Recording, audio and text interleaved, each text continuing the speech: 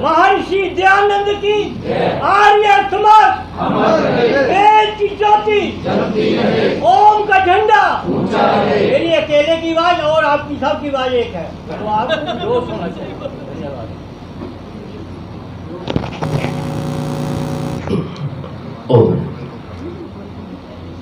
आज हमारे बीच में कई बच्चे भी आए हुए हैं। जिन जिन बच्चों के नाम मैं जानता हूँ, एक तो प्रकृति जी बैठी हुई हैं। आपका नाम क्या है?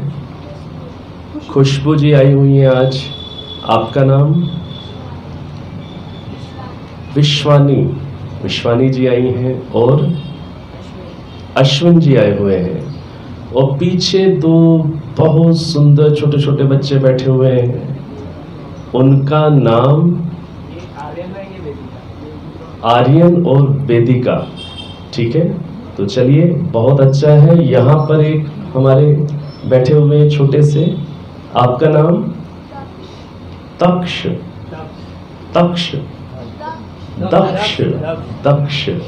ठीक है, तो ये दक्ष हैं, प्रवीण हैं, एक्सपर्ट हैं अपने कार्यों में। तो इन सभी बच्चों का बहुत बहुत स्वागत है। ठीक है,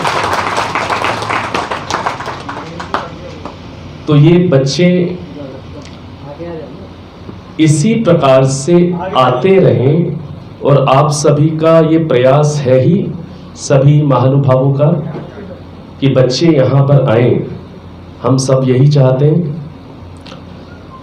तो बच्चे यहाँ पर आए तो वो यहाँ पर आने की खुद भी बहुत रुचि रखें, इसके लिए थोड़ी सी बात कर लें, शायद जरूरी है। और एक हमारे युवक ये तो आ ही रहे हैं। ठीक है, नाम एक बार याद दिला दीजिए। ऋतिक। ठीक है, तो ये जो युवा पीढ़ी है, ये यहाँ पर खुद अपनी इच्छा से भी आए, अभी भी आती है और भी इच्छा से आए। इसके लिए हमें कुछ न कुछ बच्चों के कार्यक्रमों का भी समावेश अपने साप्ताहिक सत्संग में या दैनिक सत्संग में करना चाहिए। एक मैं आपके समक्ष, जैसे मैंने आपको पूर्व भी निवेदन किया था कि समय पर कभी मैं आपके सामने एक सत्संग का फॉर्मेट प्रस्तुत करूंगा, तो मुझे लग रहा है आज बहुत उपयुक्त अवसर है। आप विचार करिएगा। और ये जो फॉर्मेट है, ये फॉर्मेट बेंगलोर की आर्य समाज ने इस पर काम किया, इंदिरा नगर आर्य समाज, इसी प्रकार से चेन्नई की आर्य समाज है। और इस फॉर्मेट को पूरा का पूरा ऐसे का ऐसा बहुत अच्छे से जो यूएसए अटलांटा की आर्य समाज है, उन्होंने तो पूरा का पूरा ही पकड़ा हुआ है। आप भी विचार करें सभी महानुभाव। तो फॉर्मेट क्या है? प्रायः हमारा जो सत्संग का जो कार्यक्रम है वो किस रूप में होता है कि पहले संध्या की जाती है, संध्या के मंत्रों का पाठ होता है, तत्पश्चात यज्ञ होता है। और यज्ञ कई स्थानों पर समाजों में बहुत लंबा भी होता है। विशेष रूप से जो साप्ताहिक सत्संग होते हैं उनमें कई बार 50-50 मिनट, 1-1 घंटे तक भी यज्ञ चलता है, उससे भी ऊपर कई बार चला जाता है। तो संध्या हो गई, यज्ञ हो गया। उसके बाद जो प्रायः समाजों में हमारे यहाँ पर परंपरा बनी हुई है भजन की, उसके बाद भजन होते हैं, कहीं पर 1, कहीं पर 2, इस प्रकार से जैसे भी उनकी व्यवस्थाएं हैं। और भजन के पश्चात फिर उपदेश होता है और उसके बाद फिर शांति पाठ होता है। मेरी जानकारी में लगभग ऐसा फॉर्मेट आर्य समाजों में प्रचलन में है। अब ये जो फॉर्मेट है, इस पर यदि देखा जाए कि हमने संध्या की, वो संध्या कौन सी भाषा में है? संस्कृत भाषा में है। और संस्कृत भाषा से हम जुड़ते हैं संध्या के माध्यम से। संध्या के माध्यम से हमें वेद मंत्र कंठस्थ होते हैं, छोटे छोटे बच्चों पर भी संस्कार बनते हैं। लेकिन ये भी सत्य है कि वो बच्चे या कई हम बड़े भी हो सकता है संध्या के मंत्रों के मीनिंग्स को ना जानते हो, ऐसा हो सकता है, और हम उसके माध्यम से उतना जुड़ ना पाते हो, ध्यान ना लगा पाते हो, क्योंकि हमें मीनिंग्स क्लियर नहीं है, और जो हमारा प्रोनाउंसिएशन है, उच्चारण भी व्यक्ति को संकोच होता है कहीं मैं गलत तो नहीं बोल रहा।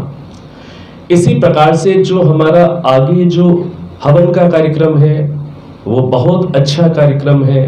हम एक प्राचीन वैज्ञानिक पद्धति का संरक्षण कर रहे हैं, और इस वैज्ञानिक पद्धति का संरक्षण करते हुए कई बार ये जो बच्चे आए हैं इनके मन में एक प्रश्न सा आता है, कई लोगों के मन में प्रश्न आ सकता है।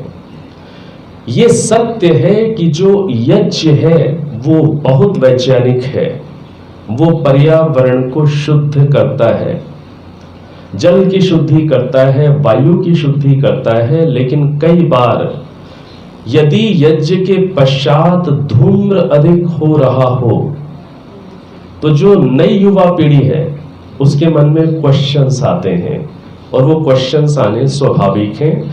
मैंने कल भी निवेदन किया था कि बच्चा यदि प्रश्न करता है तो उसे इनकरेज करना है, उसे प्रोत्साहित करना है।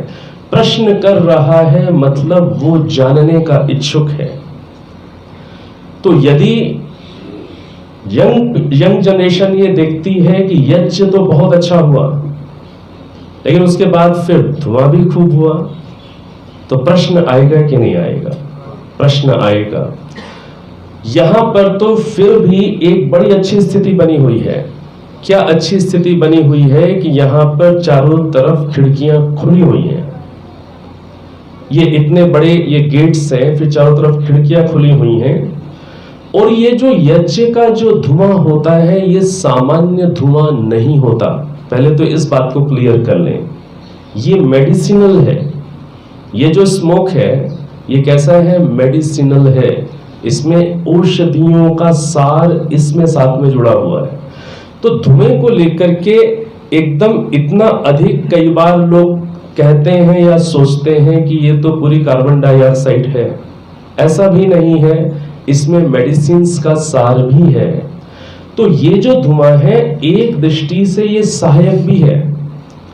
लेकिन अब यदि सत्संग का कार्यक्रम चल रहा है और कोई जो व्यक्ति नया आया है उसके ऊपर फर्स्ट इंप्रेशन हो सकता है, यदि उसके पास ये सोच नहीं है कि ये मेडिसिनल है, इसके भी अपने लाभ होते हैं। आप भी कभी घर में करते होंगे, यज्ञ करने के बाद उसके धुएं को घर में आप करते होंगे, कमरा बंद कर देते होंगे, ये कभी आपने भी प्रयोग किए होंगे।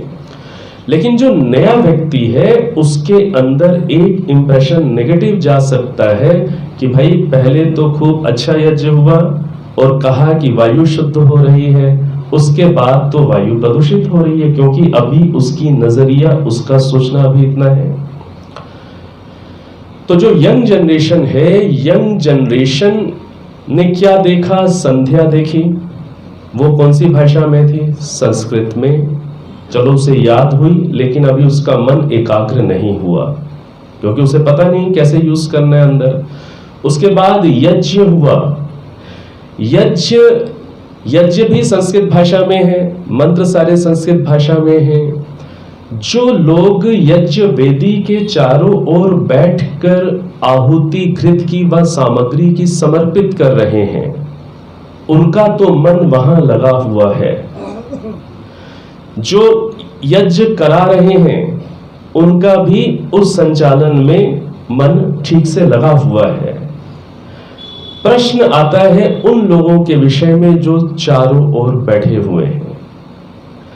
जिन लोगों की यज्ञ में श्रद्धा है, वो जिन श्रद्धा के साथ साथ मंत्रों को भी जानते हैं, तो वो किसी न किसी रूप में यज्ञ के साथ अपने आप को जोड़ लेते हैं। लेकिन जो अपरिचित हैं, अभी नए हैं, जिनको मंत्र भी नहीं पता, आहुति भी नहीं दे रहे, दूर बैठे हुए, कोई बच्चा कोई युवक ऐसे बैठा हुआ 1 घंटे, आपको क्या लगता है वो अंदर से मेंटली क्या आपके इस कार्यक्रम से जुड़ा हुआ होगा? नहीं होगा। वो बिल्कुल कह रहा है नहीं होगा। ठीक है ना? सत्य है, वो जुड़ नहीं रहा। वो ठीक है, बैठा हुआ है। क्यों बैठा हुआ है? क्योंकि बड़ों की आज्ञाओं का भी पालन करना है, उनके प्रति रिस्पेक्ट भी शो करनी है कि माताजी को, पिताजी की ये इच्छा है कि नहीं मैं बैठूं, ठीक है, तो वो रिस्पेक्ट के कारण बैठा हुआ है, लेकिन अंदर से जुड़ाव नहीं भी हो पा रहा, ये भी स्थिति होती है। उसके बाद फिर भजन हुए। भजन में फिर भी व्यक्ति जुड़ सकता है, उसे कुछ रस आ सकता है यदि प्रस्तोता ऐसा हो जो बीच बीच में आलाप करे। कम उपदेशक, भजनोपदेशक ऐसे मिलते हैं जो लंबे लंबे आलाप कर सकें। तो ये हमारे जो माननीय भाई हैं भूपेन जी, बहुत अच्छा इन्होंने अभ्यास किया हुआ है, प्रशंसनीय है, ठीक है ना। तो जो इतना मनमोहक तरीके से कर ऐसा वातावरण बना देते हैं कि फिर व्यक्ति जुड़ जाता है, बहुत अच्छा हो गया। उसके बाद यदि प्रवचन हमारे आचार्य श्री जयवीर जी जैसे का नहीं है, ये तो फिर भी बच्चों को छेड़छाड़ करके जोड़ लेते होंगे, करते हैं ये और करना चाहिए। यदि ऐसा नहीं है और बड़ा शास्त्रीय टिपिकल प्रवचन, वेद मंत्र की व्याख्या वाला ऐसा प्रवचन है जो लाइफ से कनेक्ट नहीं हो रहा, तो भी जो बच्चा है चाहे दूसरे बड़े भी हैं वो उतने कनेक्टेड फील नहीं कर पाते, ऐसा भी होता है। आप कुछ बीच में समावेश करेंगे कार्यक्रम का तो बच्चा क्यों नहीं जुड़ेगा, बिल्कुल जुड़ेगा।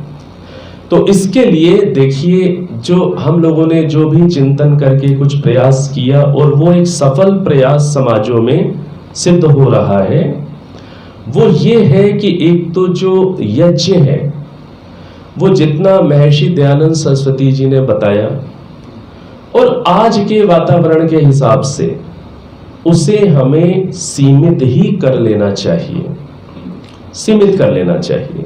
उसमें 1 घंटा बहुत हो जाएगा समय, नहीं व्यक्ति जुड़ पाता, ठीक है।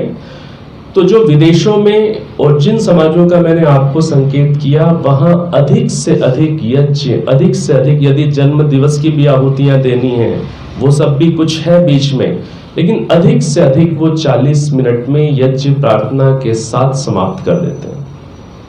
40 मिनट यज्ञ प्रार्थना के साथ समाप्त यज्ञ का कार्यक्रम। और यदि बृहद यज्ञ के कुछ मंत्रों को लेना है तो बस सांकेतिक रूप में 5-5 ले लिए, जिससे परंपरा भी रहे। लेकिन हमें आज की देशकाल परिस्थिति को भी देखना है। हम पूरा स्वस्ति वाचन करने लग गए, पूरा शांति पाठ करने लग गए तो बड़ा कठिन हो जाता है। नए व्यक्ति के लिए बैठना ही कठिन है, इतना लंबा नहीं सह सकता। आज लोगों की जो बैठने की कैपेसिटी है वो भी कम है, बहुत कम है। जो ऊपर बैठे हैं वो तो फिर भी शुक्र बना रहे हैं, जो नीचे बैठे हुए हैं उनको पता है आलती पालथी मारकर कितना हिलना डुलना पड़ता है, तब यहां पर हम स्टैंड कर पा रहे हैं, बैठ पा रहे हैं। तो स्थिति को समझना है। तो यज्ञ 40 मिनट में समाप्त, और यज्ञ के पश्चात भजन 2 स्तर पर होते हैं। एक स्तर होता है कि इन बच्चों को प्रेरित किया जाता है कि आप भी कोई अपने स्कूल की प्रार्थना, आप इन बच्चों को कभी ये ना समझिएगा कि ये आपसे कम जानते हैं। ये भूल आज के जमाने में कम से कम मत करिएगा। इन बच्चों का जो नॉलेज है, इन माताओं को पता है, पिताओं को पता है, बहुत छोटे बच्चे की बात नहीं कर रहा, लेकिन जो इनकी जानकारी है वो भी कम नहीं है। ये स्कूल में ये भी अपनी प्रार्थनाएं बोलते हैं, कुछ भजन गाते हैं, कोई गीत गाते हैं। तो बच्चों को थोड़ा इनकरेज करें, और बच्चों को इनकरेज करें कि 1 सप्ताह आपके पास है, आप 1 बच्चा या 2 बच्चे या 3 बच्चे मिलकर एक गीत की प्रस्तुति आपको समाज में देनी है। और बच्चे के गीत की, भजन की प्रस्तुति हो, वो जो कुछ भी प्रस्तुत कर पाए उसे आप एप्रिशिएट करें। बच्चे जब कोई कार्यक्रम प्रस्तुत करते हैं तो तालियां जरूर बजनी चाहिए, और आप बजाते ही हैं, ठीक है। अब बच्चों का 1 भजन हो गया या 2 भजन हो गए, उसके बाद बड़ों का आप 1 भजन रख सकते हैं। इसके बाद इस रूप में समय को आप समायोजित करें कि बच्चों के लिए, मैंने मिक्स कर दिया, मैं इसको ठीक करके फिर बोल रहा हूं कि जैसे मैंने कहा ना कि यज्ञ के बाद क्या होता है, बच्चों के लिए 10 मिनट निर्धारित हैं, 10 मिनट निर्धारित है बच्चों के लिए। अब वो अपनी गीत की प्रस्तुति करेंगे, एक बच्चा आकर के महर्षि दयानंद जी के विषय में 2 शब्द बोलेगा, कोई सत्यार्थ प्रकाश पर बोलेगा, बच्चे को तैयार कराया हुआ है जैसे कि ईश्वर के 5 कार्य कौन से हैं, कोई भी चीज आपने जो उसे तैयार कराई है। अब पेरेंट्स को बहुत मेहनत करनी पड़ती है और बच्चे बनते हैं उसमें। तो बच्चों के लिए 10-12 मिनट का समय कि वो अपनी प्रस्तुति करें, वो प्रस्तुति के साथ साथ भजन गाएं या छोटी छोटी जो बातें आपने तैयार की हैं कि छोटा सा बच्चा आया है, जैसे ये आया गोदी में बैठा हुआ है, इसको हो सकता है गायत्री मंत्र याद हो, इनको हो सकता है गायत्री मंत्र आता हो, बहुत आते हैं। अब ये जो बच्चे हैं इनको प्रोत्साहित करें कि आपको माइक पर आकर के 1 मंत्र 2 मंत्र 3 मंत्र सुनाने हैं। देखिए इस चीज को ध्यान रखना है हमें कि हमें अपने समाज में केवल श्रोता पैदा नहीं करने, हमें अपनी समाज में प्रस्तोता प्रेजेंटेटर्स पैदा करने हैं। इस चीज को आप अच्छे से गांठ बांध लीजिए। और ये जो चीज है रिकॉर्डिंग्स वाली, इसका अपना एक फायदा भी और एक बहुत बड़ी हानि भी हो गई, बहुत बड़ी हानि कह रहा हूं मैं। गुरुकुलों के अंदर यदि कक्षाओं को जो आचार्य पढ़ा रहा है विद्यार्थियों को, वो यदि पूरी की पूरी रिकॉर्ड करके YouTube पर डाल दी जाए, अब कोई नया व्यक्ति पढ़ने वाला सुनने वाला किसी प्रसिद्ध व्यक्ति को सुनना चाहेगा कि किसी नए को सुनना चाहेगा? आप ये बताइए। जो प्रसिद्ध है, जो अपनी बात को प्रस्तुत करने में अनुभवी है, कुशल हो गया है, आपने उसकी रिकॉर्डिंग उठा करके आपने YouTube पर डाल दी, पूरी कक्षा की डाल दी। अब जो घर में बैठे हुए लोग हैं या कोई नया विद्यार्थी जो सोच रहा है कि मैं जाकर के पढूं, उसके लिए तो बड़ा सहज साधन घर में उपलब्ध है और किसी बहुत बड़े व्यक्ति की रिकॉर्डिंग है तो वो उसे सुनना चाहेगा। अथवा जो नया नया विद्यार्थी अभी तैयार हुआ, वैदिक परंपरा क्या है? वैदिक परंपरा ये है कि पढ़ना और पढ़ाना, सुनना और सुनाना, ये वैदिक परंपरा है। वैदिक परंपरा के अंदर गुरुकुलों में क्या स्थितियां रहती थी? पहले क्या होती थी कि सीनियर व्यक्ति ने पढ़ा दिया और सीनियर व्यक्ति ने जिनको पढ़ा दिया है उनको तैयारी कराकर अगलों को पढ़ाना है। अगला बैच फिर तैयार हुआ, उसमें से जो थोड़ा ठीक है वो आगे पढ़ाए और जो अभी पढ़ाने की स्किल वाले कम हैं उनकी वो स्किल डेवलप की जाए। तब जाकर के टीचर्स का निर्माण होगा, तब जाकर के प्रेजेंटेटर्स का निर्माण होगा, तब जाकर प्रशिक्षकों का निर्माण होगा।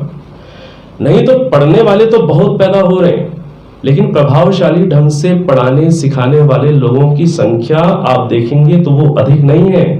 वही गिनती में है आपके पास आर्य समाज में विद्वान, उपदेशक गिनती में, जहां जाए तो वही वहां पर उनके दर्शन हो सकते हैं क्योंकि वो सीमित हैं, उन्हीं को आमंत्रण मिलता है क्योंकि वो कुशल हैं, प्रवीण हैं।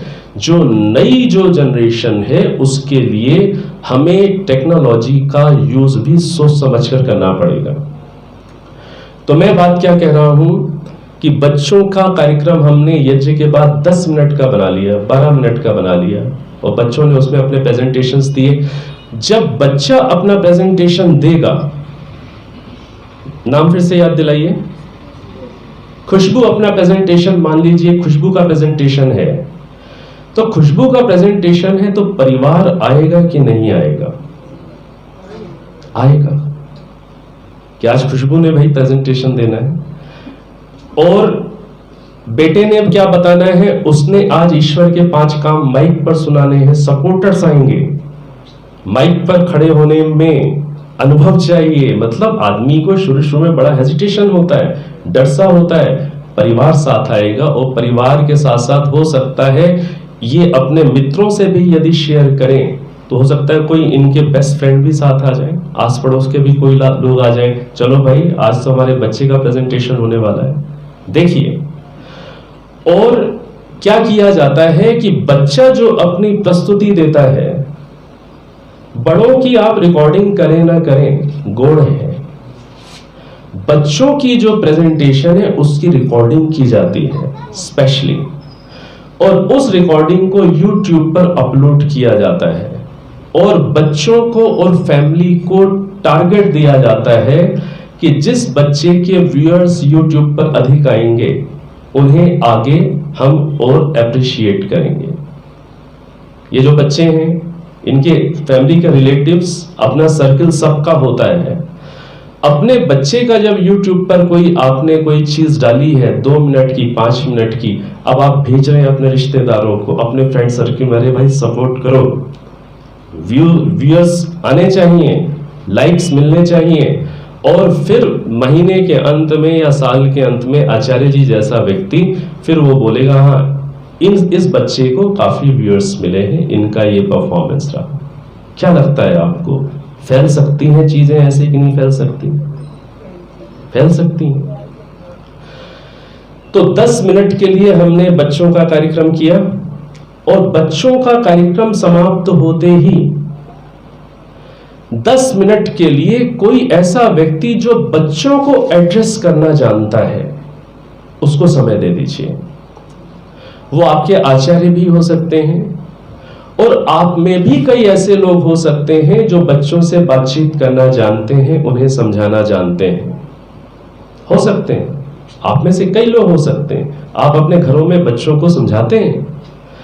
तो जो आचार्य जी हैं, मैंने वहां पर जहां जहां ये चीज कुछ प्रयास करके लागू हुई है, वहां पर तो मैंने तो उनको बताया है कि आचार्य जी तो बाद में प्रवचन करेंगे। जो बड़े हैं इनमें से कई टीचर्स हो सकते हैं, कई प्रोफेसर्स भी हो सकते हैं, बहुत लोग अनुभवी हो सकते हैं, बच्चों को समझाने की स्किल वाले होते हैं। तो मैंने आचार्य जी क्या कोशिश की कि उनको अवसर मिले 10 मिनट वो बच्चों को एड्रेस करें। हाँ, कभी कभी आचार्य जी भी कर लें। तो इससे क्या होगा, बच्चों को एड्रेस करने की आपकी माताओं की, बहनों की, भाइयों की, सबकी, बड़ों की, जिनमें वो सामर्थ्य है वो और डेवलप होगा। आप भी एक्सपीरियंस बनेंगे, आप खुलेंगे बच्चों से बातचीत करने में, आप सिखाने में सक्षम बनेंगे। तो अब ये भी काम हो गया, हम नया ट्रेनर भी डेवलप कर रहे हैं और बच्चे के ऊपर काम हो रहा है। बच्चों को भी बहुत आवश्यकताएं हैं। आप क्या सोचते हैं, बच्चे को चिंता होती है कि नहीं होती? बच्चों को भी चिंताएं होती हैं। बच्चों के ऊपर भी पढ़ाई का प्रेशर होता है कि नहीं होता? बच्चों को के ऊपर भी पीयर प्रेशर होता है कि नहीं होता? पीयर प्रेशर मतलब मित्रों का प्रेशर, वो अच्छे रूप में भी होता है, गलत रूप में भी होता है। बच्चा स्कूल में टीचर्स को फेस कई बार नहीं कर पा रहा होता। कई बच्चे ऐसे होते हैं कि उन्होंने पूरे साल भर आज तक क्लास में हाथ खड़ा करके स्कूल में क्वेश्चन ही नहीं किया होता। साल भर बच्चे क्वेश्चन ही नहीं कर रहे होते। और एक बच्चा होता है वो तो रोज क्लास में क्वेश्चन करता है, एक बच्चा साल में एक बार, वो भी मुश्किल से, या नहीं? बच्चे के ऊपर यहां काम करने की जरूरत है कि नहीं? बच्चे के अंदर भी कॉम्प्लेक्सेस होते हैं।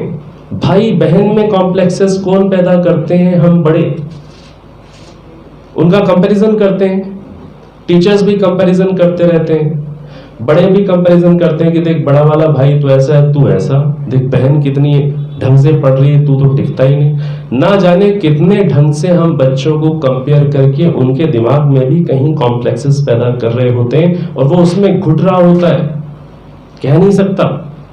उसको भी तो चाहिए ना कि कोई ज्ञान मिले, कोई गाइडेंस मिले, जिससे वो इस सोच से बाहर निकलकर जीना सीखे। क्योंकि कंपैरिजन तो चलता है समाज में, किस किस का मुंह बंद करेंगे, उसे फेस करना वो सीखे। ठीक है, तो 10 मिनट आप में से या आचार्य जी एक व्यक्ति बच्चों के साथ बातचीत की शैली में उन्हें एड्रेस करें। पहले उनकी लाइफ से रिलेटेड प्रॉब्लम्स को एड्रेस करें, बीच बीच में कुछ अपनी बातें, ईश्वर कैसे हैं किसी से पूछा, क्वेश्चन आंसर की शैली में ईश्वर का स्वरूप समझा दिया, कुछ अपनी जो भी वैदिक विजडम है वो साथ साथ दें। तो यज्ञ के बाद 10 मिनट बच्चों का प्रेजेंटेशन, अभी आपका भजन नहीं, और 10 मिनट बच्चों को एड्रेस किया गया। अब बच्चों के लिए कुछ कार्यक्रम जुड़ गया, अब बच्चा आ सकता है।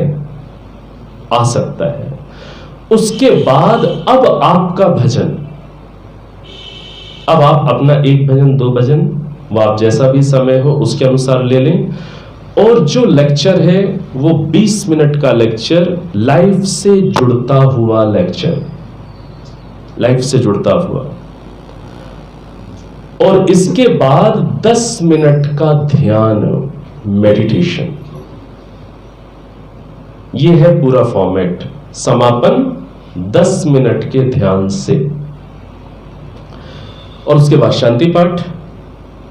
तो 10 मिनट का क्या ध्यान किया जाए, वो भी जो विदेशों में भी चल रहा है वो दोनों तरीके से बना दिया गया है। वो हिंदी में भी है, इंग्लिश में भी है। हम यहां तो आर्य भाषा वाला ही लेंगे। तो आर्य भाषा वाला जो ध्यान है 10 मिनट या 12 मिनट का, उसमें आप उसको 1 बार सुनिए, 2 बार सुनिए, और उसकी रिकॉर्डिंग मत चलाइए, फिर तो हो गया काम। फिर तो हम ही लोग फैलते रहेंगे, वही 2 4 5 जो नाम हैं उन्हीं की रिकॉर्डिंग चल रही है, उन्हीं की आवाजें आ रही हैं। हो गया आर्य समाज का कल्याण, हानि हो जाएगी बहुत बड़ी। अपनी आवाज में मेडिटेशन विश्व भर में चले, ये सोचना आर्य समाज के लिए हानिकारक है। वो जो मेडिटेशन की जो विधि डाली गई है उसको आप YouTube पर आप उसे ढूंढ सकते हैं। Om meditation for peace and love by Vedic temple Atlanta. आप जब ऐसे टाइप करेंगे तो वो वीडियोस आ जाएंगे। Om meditation for peace and love by Vedic temple Atlanta, ये आप टाइप करेंगे तो आएंगे। तो उसमें इंग्लिश वाला भी आ जाएगा और आर्य भाषा वाला भी आ जाएगा। उसको आप सुने, और उसको आप सुन करके जो हम लोग ने जो भी कुछ प्रयास किया है, फिर उसको थोड़ा सा सिखाने वाले, उसको बोलने वाले लोगों को तैयार किया जाए। वो कैसेट मत चलाइएगा। आर्य समाज में आपको बताऊं, ये घटना है तपोवन आश्रम देहरादून की। आप चिंता मत करिएगा प्राची दिगंगनी का क्या होगा, लेकिन ये जो बातें हैं ये भी महत्वपूर्ण बातें हैं, बहुत महत्वपूर्ण है, बेसिक्स हैं ये। मैं आपको बताऊं, देहरादून की बात है। आश्रम के जो पुरोहित जी थे, बहुत योग्य पुरोहित, बहुत अच्छे पुरोहित, तो वो कहीं बाहर गए हुए थे। तो कोई सज्जन आए और उन्होंने पूछा, जी मेरे को अपने घर में यज्ञ कराना है।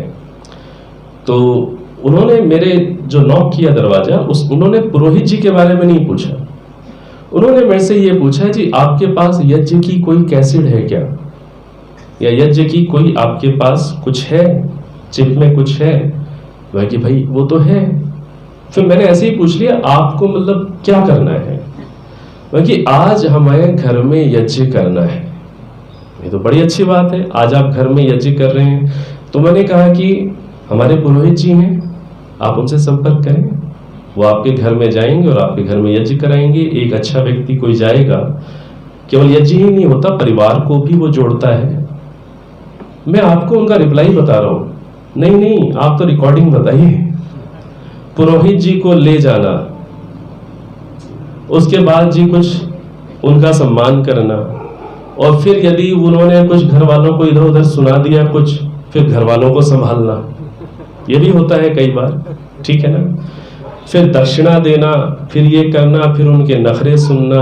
अरे आचार्य जी आप चलते हो तो बताओ, आपके पुरोहित जी के बारे में तो मैंने सुना हुआ। मैं तो यज्ञ कराता नहीं, नियम है नहीं कराता। यज्ञ गृहस्थियों के लिए है, ये उनका अधिकार है। मैं कराने लग जाऊं तो भाई गृहस्थी जो आचार्य है, हो सकता है कि ब्रह्मा के लिए फिर मुझे शायद अधिक इनविटेशन मिलने लग जाए, और मैं कहूं नहीं ब्रह्मा तो यही बनना चाहिए, इसलिए मैं यज्ञ में हाथ ही नहीं लगाता, ठीक है।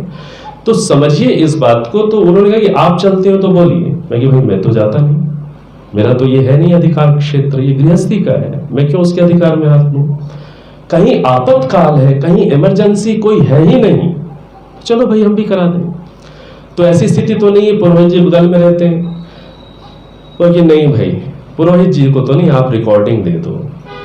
उस दिन मुझे लगा कि कहीं ऐसा ना हो कि इन रिकॉर्डिंग से हमारे जो पुरोहित हैं, जो पुरोहिताएं हैं, इनका जो जीवन है और जो परंपरा है वो कहीं बाधित ना हो जाए। तो मैंने कहा कि अभी रिकॉर्डिंग फिर आकर के लेना और बात करेंगे, फिर दूंगा मैं आपको। नहीं दी मैंने। फिर कभी मिले तो फिर समझाने की कोशिश की, भाई आपकी ये जो सोच है, सोचो ये कहां ले जाएगी समाज को। विदेशों के अंदर कई लोग यहां पर भी ऐसा करते हैं, विदेशों में भी होता है कि अब तो जैसे आप तो विद्वान को बुला रहे हैं कम से कम, अब उन्होंने मेरा लेक्चर, यही लेक्चर जो वेद ईश्वरीय क्यों है, ये जैसे ही आपका जाएगा और जैसे ही थोड़ा फैलेगा ये डाउनलोड हो जाएगा, जैसे भी लोग करेंगे। उसके बाद ये का ये लेक्चर कहां चलेगा, प्रोजेक्टर से ऑस्ट्रेलिया में दिखाया जाएगा। किससे दिखाएंगे? प्रोजेक्टर से। विद्वान नहीं बुलाएंगे। यही लेक्चर के यहां टॉपिक बिल्कुल ठीक है, सत्यार्थ प्रकाश का इंट्रोडक्शन ठीक दे दिया है इन्होंने।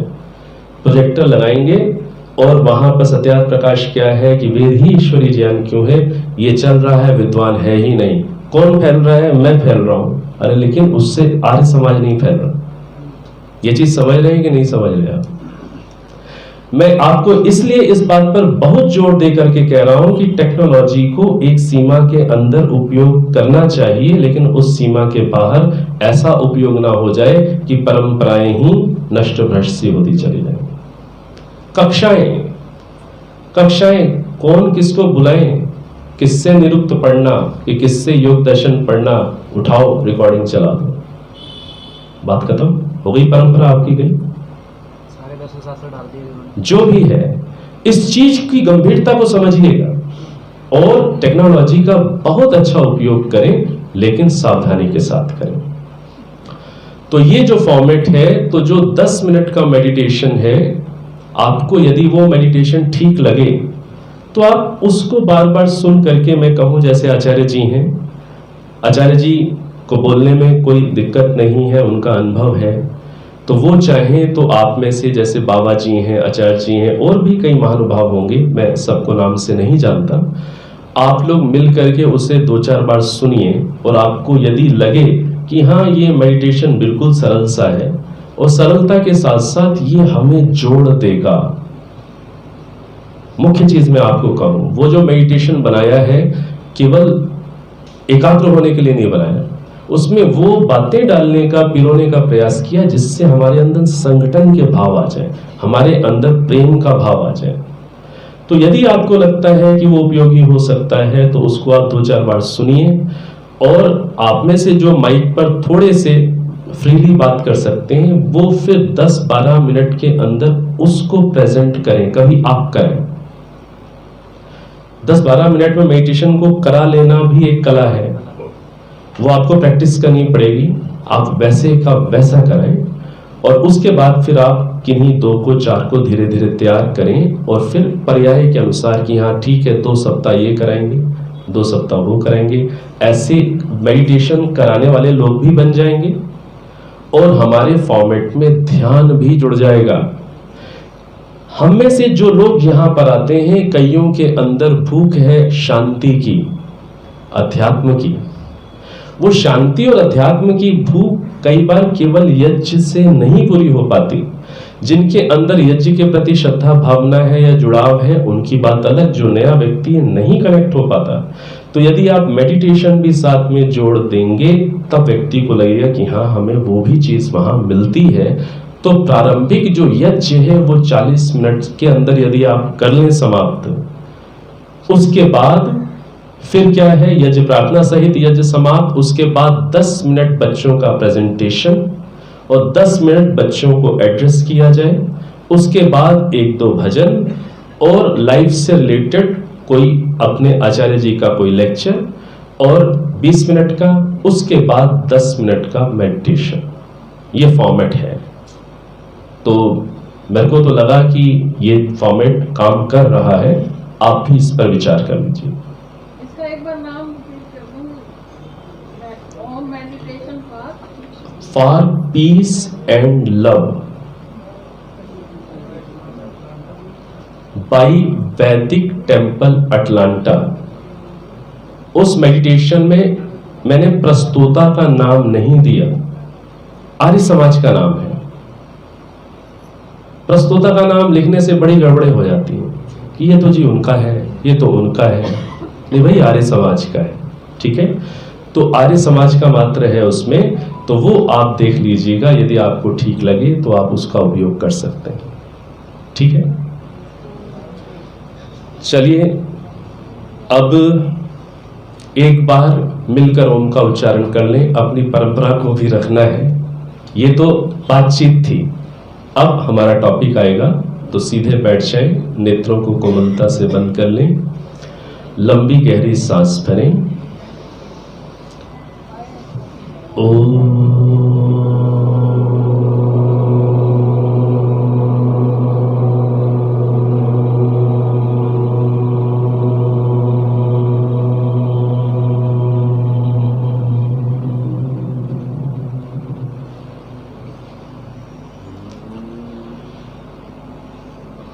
नेत्रों को खोल सकते हैं। सभा में समुपस्थित सम्माननीय सभी विद्वज्जन जिन्होंने अपना जीवन वैदिक धर्म के प्रचार प्रसार के लिए समर्पित किया हुआ है, मान्य भजनोपदेशक गण, सभी धर्म प्रेमी महानुभावों एवं धन्यवाद के पात्र हमारे अधिकारीगण।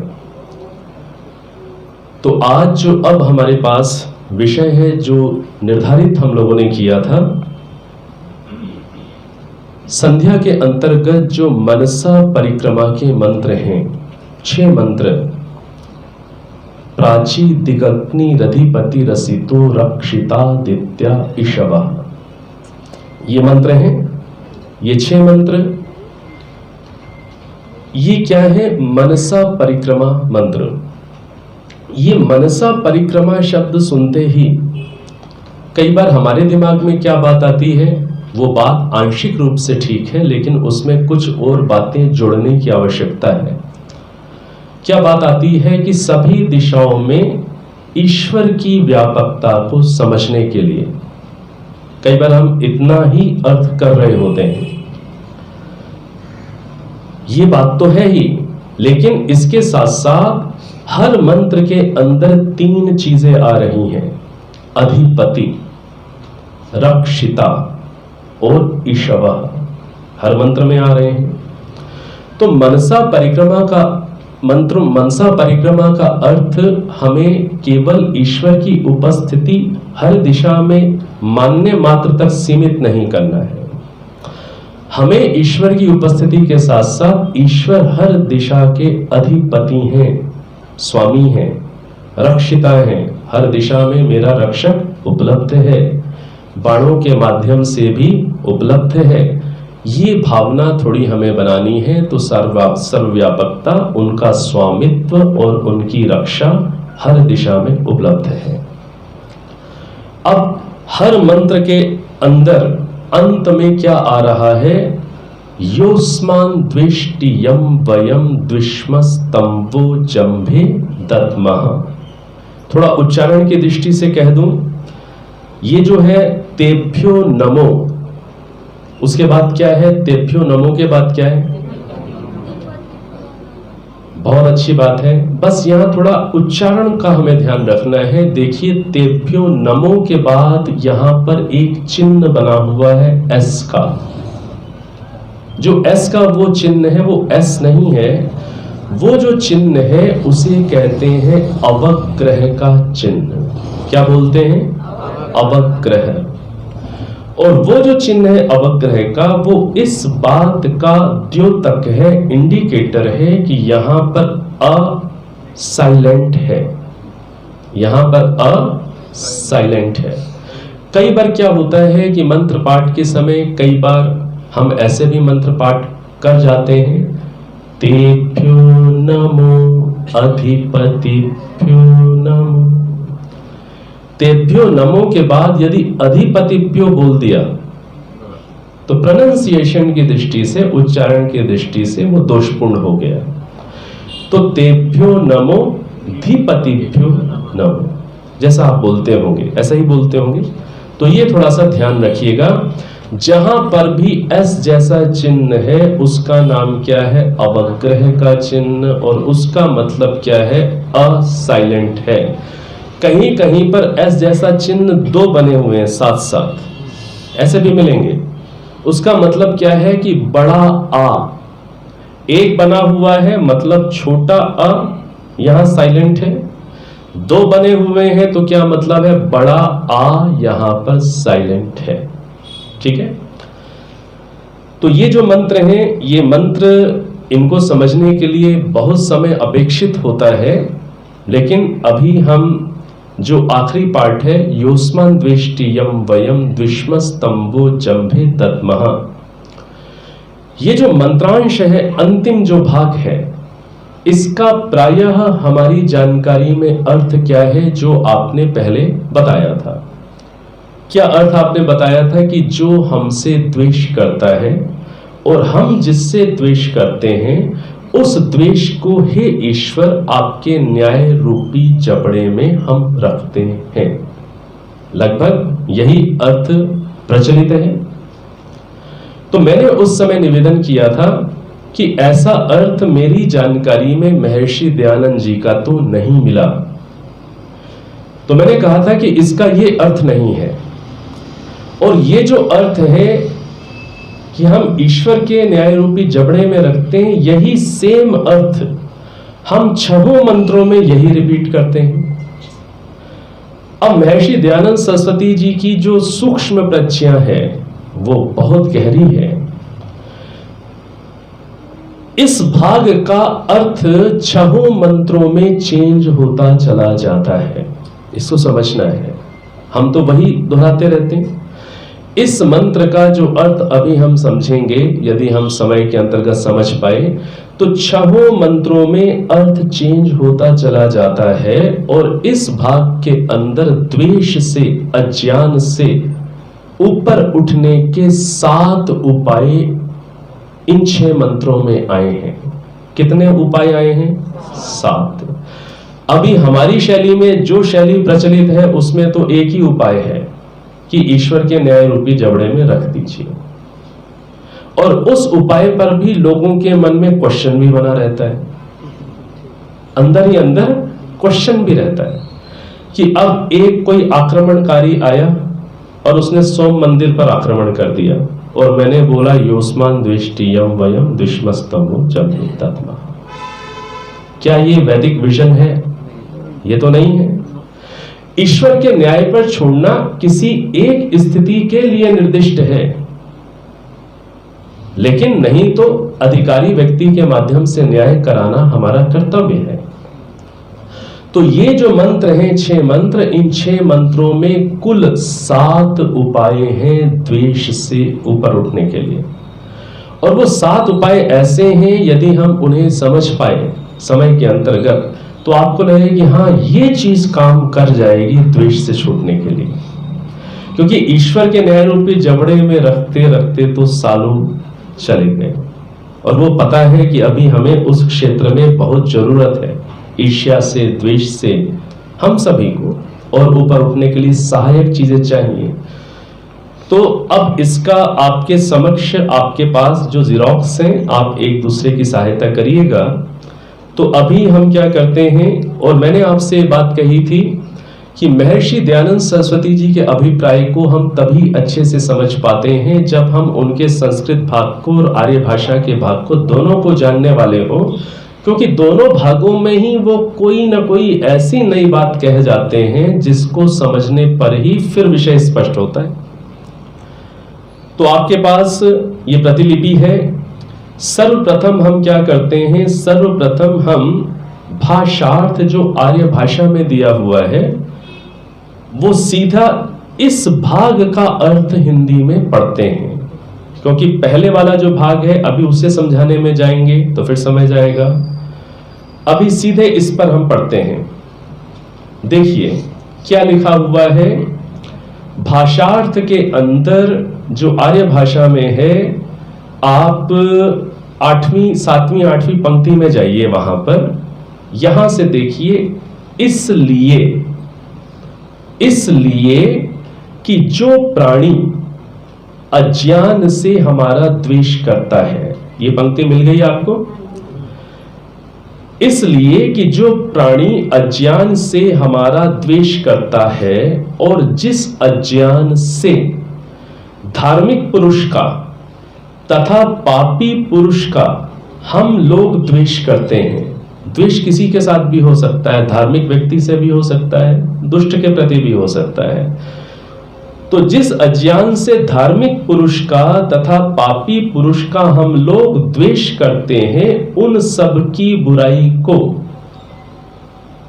उन बाण रूप, ध्यान से पढ़िएगा, उन बाण रूप किरण मुख रूप के बीच में दग्ध कर देते हैं। कहां दग्ध कर रहे हैं? बाण रूप मुख में दग्ध कर रहे हैं। कहां दग्ध कर रहे हैं? बाण रूप मुख में। मैं जरूर प्रमाण लेकर ही पढ़ाता हूं जिससे मेरी सुरक्षा बनी रहे। अब लिखा हुआ है, अब आप क्या कहेंगे? कुछ नहीं कह सकते।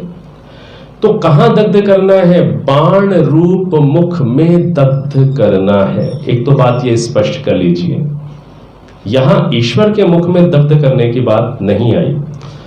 और जो बाण है, बाण हर मंत्र में बदल रहे हैं।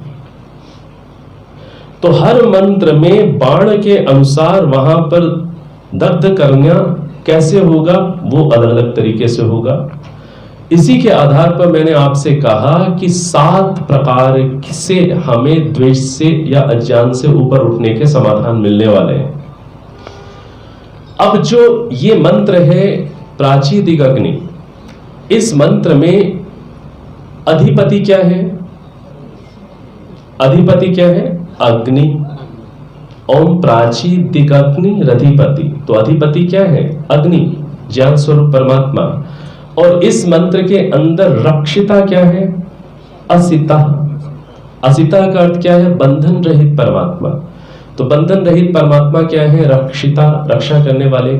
और इस मंत्र के अंदर ईशवः क्या है? आदित्य। क्या है? आदित्य ईशवः। तो इस मंत्र में बाण क्या है? बाण है आदित्य। बाण क्या है? आदित्य। और इस मंत्र में बाण के 2 अर्थ ऋषि ने दिए हैं। कितने अर्थ दिए हैं? 2। और वो 2 अर्थ कहां दिए हैं? आर्य भाषा वाले भाग में तो एक अर्थ आया, और वो अर्थ क्या आया? किरण आया ना, बाण रूप किरण मुख रूप में। तो ये जो किरण आया, ये जो किरण है, ये किसका मीनिंग है? आदित्य का एक मीनिंग है। तो आर्य भाषा में तो एक ही मीनिंग आया हुआ है इसके 2 मीनिंग। तो वो कहां मिलेंगे? जब आप संस्कृत भाग को पढ़ेंगे। तो संस्कृत भाग में ऋषि दयानंद सरस्वती जी ने कितने अर्थ दिए? 2। क्या अर्थ दिए? क्या अर्थ दिए? 2 अर्थ दिए हैं, वो मैं आपके सामने सुना रहा हूं। असितः, ब्रैकेट्स में असितः लिखा हुआ है संस्कृत में, वहां चले जाइए। ब्रैकेट्स में असितः लिखा हुआ है, वहां चले जाइए। संस्कृत से डरिए नहीं, ये माता है आपकी, माता से नहीं डरना चाहिए, डरिए मत। तो असितः, असितः के बाद क्या है? बंधन रहितो, बंधन रहितो स्माकम सदा रक्षिता भवतु। यहां तक पढ़ लिया आपने। इसके बाद देखिए, यस्यादित्याः प्राणाः किरणाश्च। यहां पर आदित्य के 2 अर्थ ऋषि ने दिए, प्राण और किरण। ये मिल गया आपको प्रमाण। तो यस्यादित्याः प्राणाः किरणाश्च ईशवः। तो आदित्य के कितने अर्थ हैं पहले मंत्र में? 2। कौन कौन से प्राण और किरण। तो जो पहले मंत्र में योस्मान द्वेष्टि का जो अर्थ निकलेगा वो दोनों बाणों के अर्थों के आधार पर आप दो प्रकार से निकालेंगे। आर्य भाषा में ये समझ लिया ना कि हमें कहां दग्ध करना है, बाण रूप मुख में दग्ध करना है, अर्थात बाण में दग्ध करना है। अब बाण का पहला अर्थ क्या है, प्राण, दूसरा अर्थ क्या है, किरण। अब एक जो हमारे दिमाग में ये वाला जो चीज है, जंभे का अर्थ हमारे दिमाग में क्या बैठा हुआ है, जबड़ा। जंभे का अर्थ ही तो आप जबड़ा कर रहे हैं, लेकिन यहां ऋषि ने तो नहीं लिखा। तो अब थोड़ा सा नीचे भी आ जाइए, नीचे देखिए, वह ब्रैकेट में लिखा हुआ है, वह के बाद देखिए तेषाम प्राणानाम, ये पंक्ति आपको मिल गई। वह के बाद क्या लिखा हुआ है, तेषाम प्राणानाम जंभे। जंभे का अर्थ क्या है, अर्थात वशे, वश में रखना। जंभे का अर्थ दाढ़ नहीं है, बता देना चाची कोई गलती कर रहा हो तो। जंभे का अर्थ क्या है, अर्थात वशे, वश में। दधमा का अर्थ है रखना। तो कहां रखना, दाढ़ में रखना है अथवा वश में रखना है, वश में अर्थात वशे। ये तो सामान्य से संस्कृत है।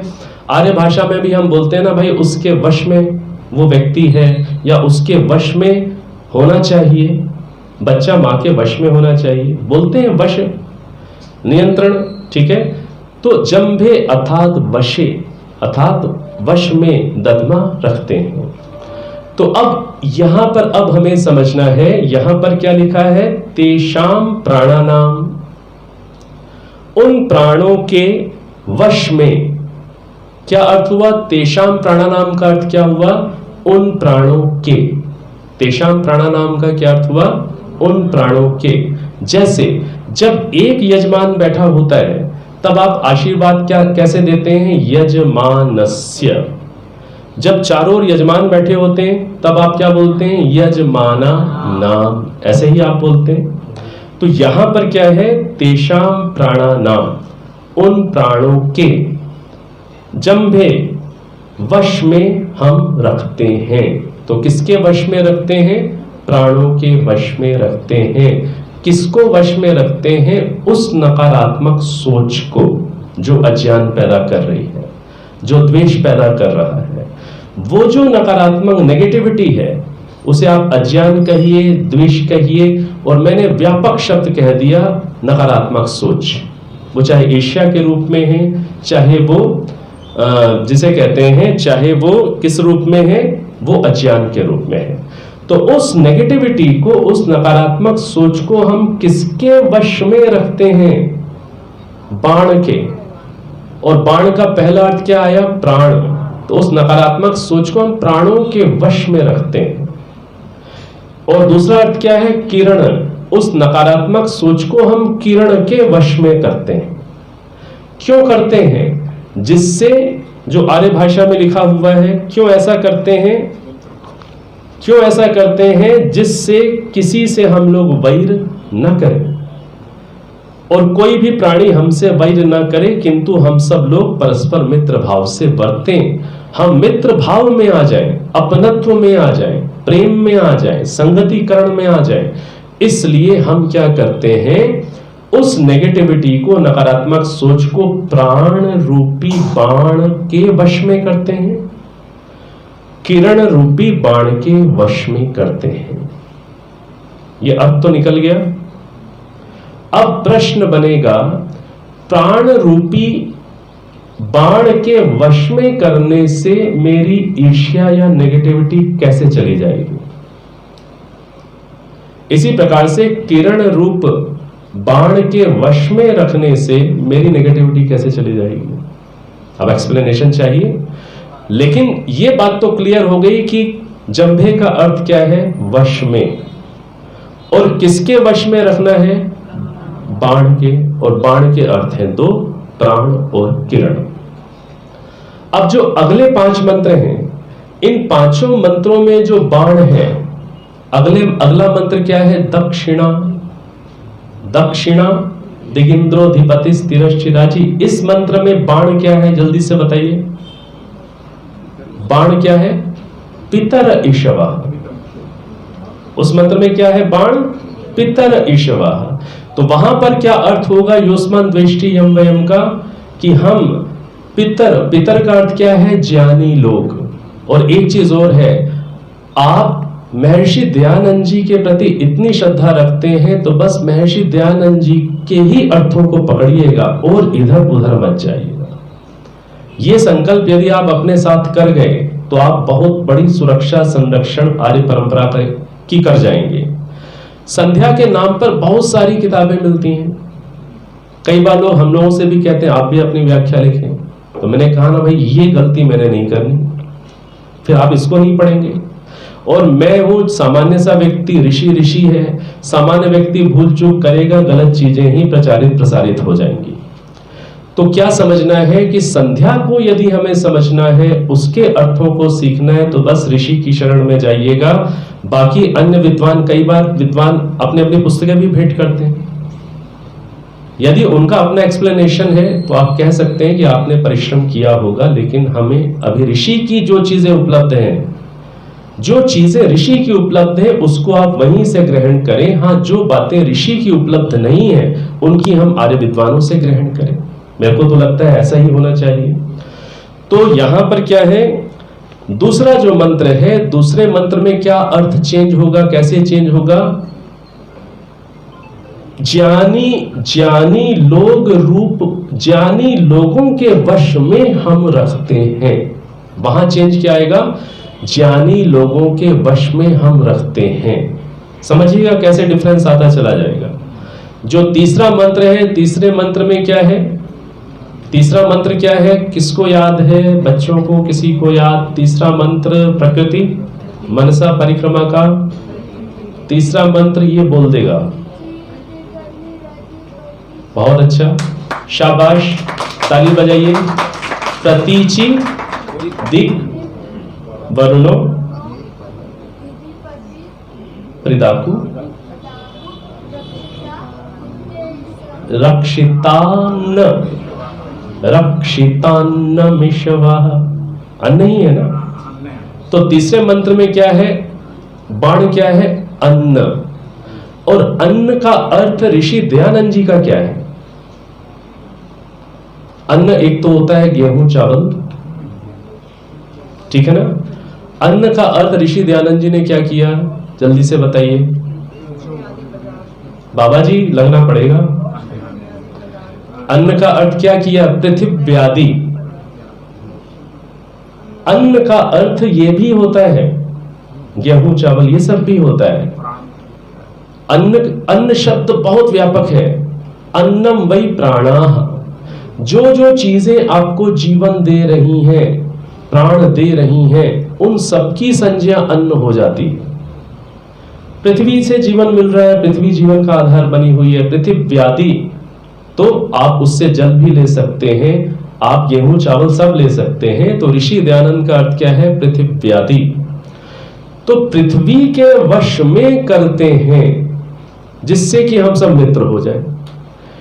पृथ्वी के वश में क्या करते हैं? अपनी नकारात्मक सोच को।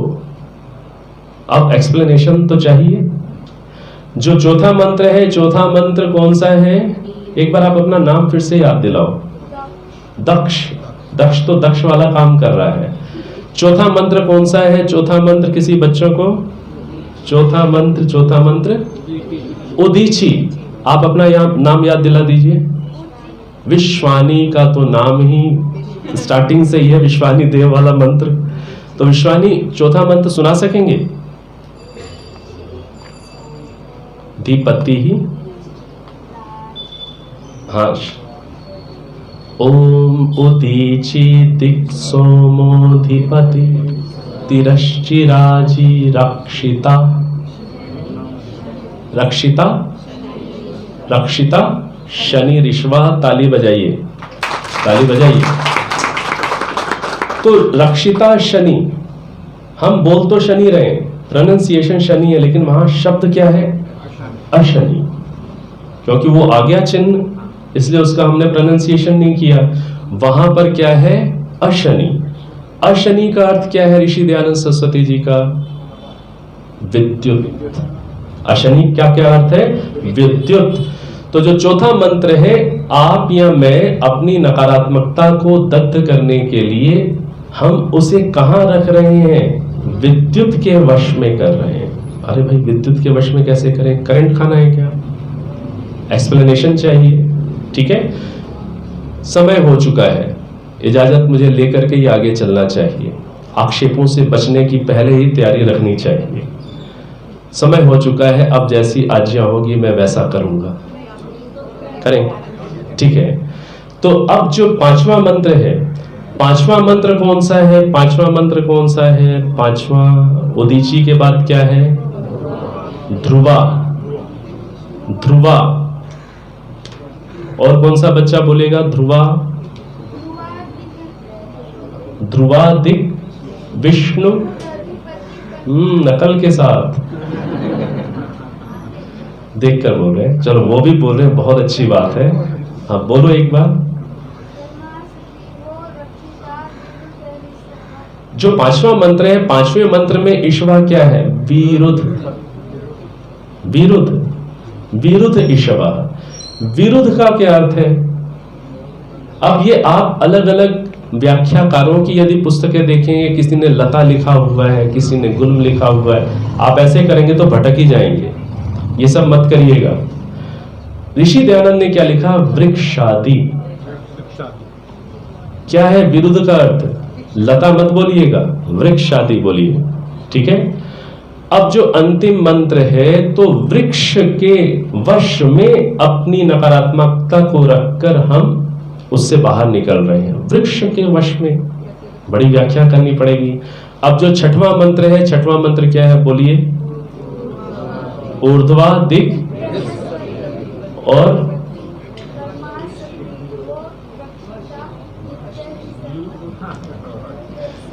आप पांचवें में आ गए। ठीक है। छठवां मंत्र, छठवां मंत्र ऋतिक है याद? शाबाश, ताली बजाइए, ताली बजनी चाहिए। प्रकृति तैयार कर लेना, सारी संध्या याद है? अभी नहीं याद कर लेना, खुशबू कर लेना। विश्वानी को तो है, आप भी अच्छे से कर लीजिएगा। आपको भी याद होगी शायद, है? कर लेंगे, हो जाएगी। ठीक है। तो वर्ष मिशवा, वर्ष मिशवा में यहां पर बाण क्या है? क्या ऋषि ने क्या लिखा? वर्षा की बूंदें। वर्षा की बूंदें। तो वर्षा की बूंदों के वश में करके हम अपनी नकारात्मकता को नष्ट कर रहे हैं। अब व्याख्याएं अपेक्षित हैं। तो आपको ये तो समझ में आ गया प्रमाण के साथ कि ऋषि के क्या अर्थ हैं, और हर मंत्र में अलग अलग अर्थ निकलेंगे, क्योंकि हर मंत्र में बाण अलग अलग हैं। हाँ जी, बता दीजिए, आप तो बहुत पुराने हैं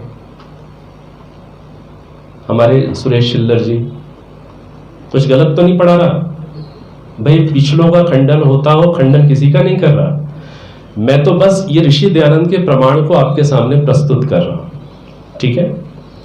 तो अब ये चीज आई कि वश में रखने से तात्पर्य क्या है, ये चीज खुले, फिर हम कुछ आगे की व्याख्या को समझें। अब देखिए, किसी के वश में यदि कोई व्यक्ति हो जाता है, तो उसको उसी जैसा होना पड़ता है कि नहीं होना पड़ता? उसी की इच्छा के अनुसार, उसी के अनुरूप ढलना पड़ता है, उसी का जैसा होना पड़ता है। तो वश में रखते हैं कि यहां पर क्या भाव छुपा हुआ है कि हम उसके वश में कर रहे हैं, अर्थात अब हम अपने आप को उसी जैसा बना रहे हैं। ये अर्थ निकल सकता है कि नहीं निकल सकता? निकलेगा। अब एक व्यक्ति जबरदस्ती किसी को वश में रखकर अपने जैसा बना रहा है, चल ही रहा है जो चल रहा है, अब क्या नाम लो उनका। ठीक है। बहुत आतंक चल रहा है, नाम नहीं ले सकता।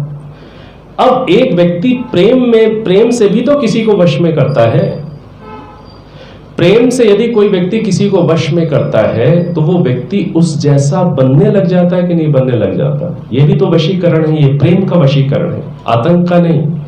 जो वैदिक फिलॉसफी है वो प्रेम के वशीकरण की बात कर रही है, वो आतंक के वशीकरण की बात नहीं करती। तो वश में रखने का तात्पर्य क्या हुआ? उस जैसा बनना। और उस जैसे बनने से तात्पर्य क्या हुआ? उसका जो भी उसकी प्रॉपर्टीज हैं, जो भी प्रेरणाएं हैं, उनको अपने जीवन में लाने से मैं द्वेष से या नकारात्मकता से ऊपर उठूंगा।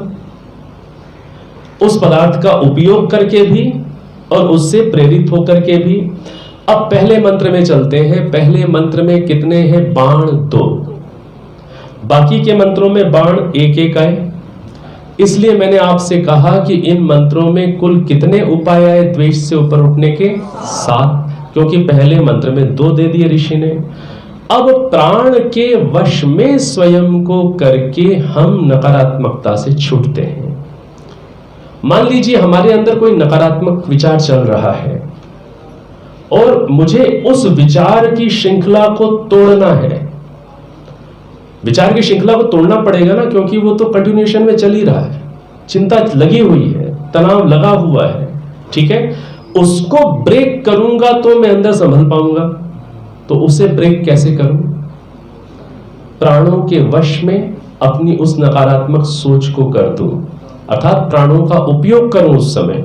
और यदि आप प्राण का और मन का संबंध जानते हैं, प्राण का और मन का आपस में संबंध है, यदि आप उस समय प्राण को, सांस को रोक दें, 2 सेकंड के लिए रोक दें, 3 सेकंड के लिए रोक दें, तो आप पाएंगे कि उस समय मन में वो नेगेटिव विचार नहीं चल पाएगा, नहीं चल पाएगा।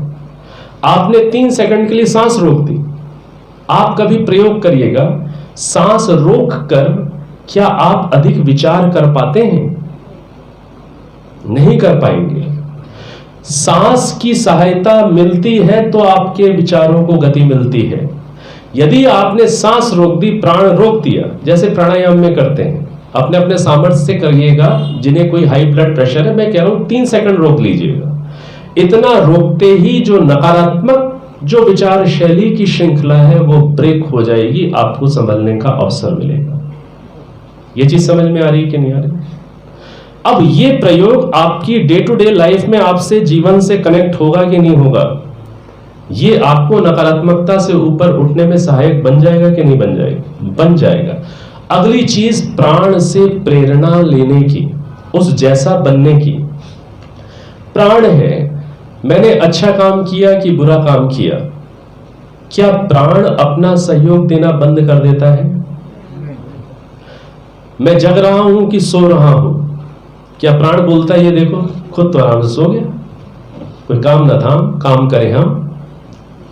द्वेष पैदा होने में यह भी सामने समस्या आती है कि नहीं आती?